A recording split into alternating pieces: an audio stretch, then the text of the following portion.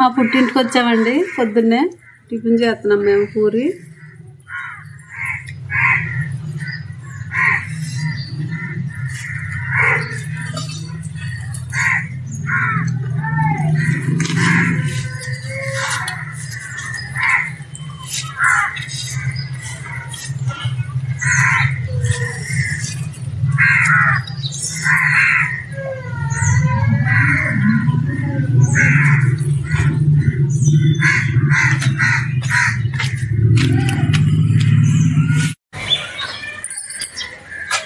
ఏందా అన్నం తిందామా?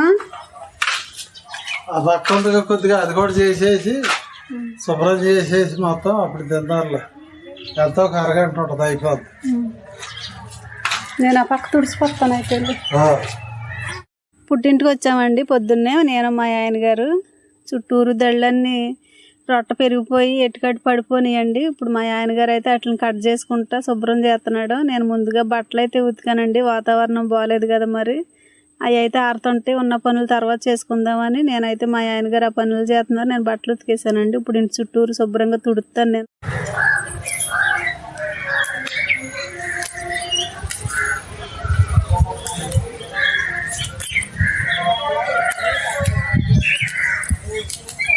మా పుట్టింటికాడ ఖాళీ స్థలం ఎక్కువ కదండి.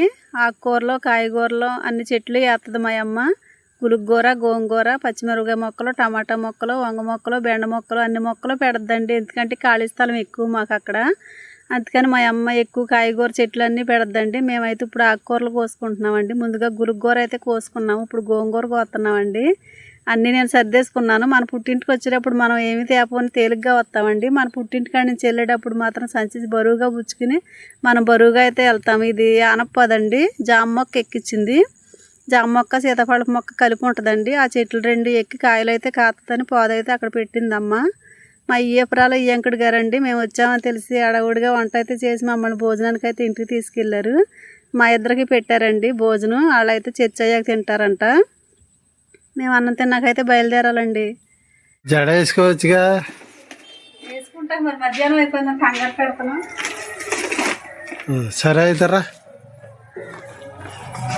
ఆకుకూరలో గోంగూర, గులుగూర అదైతే కారం అండి. సరేరా.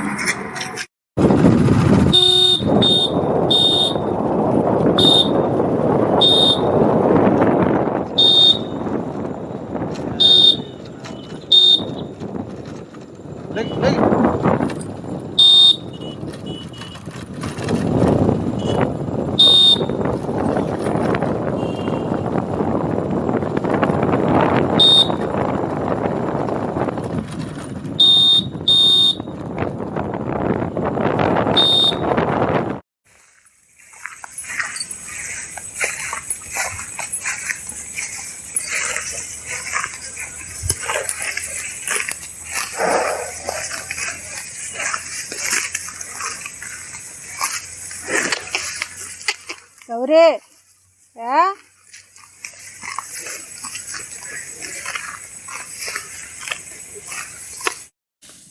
ఎక్కువ కోసావా గడ్డి? అలా అదే ఆడ మిగిలిందిగా ఉపదేశేపాటికి అందుకని కోసా.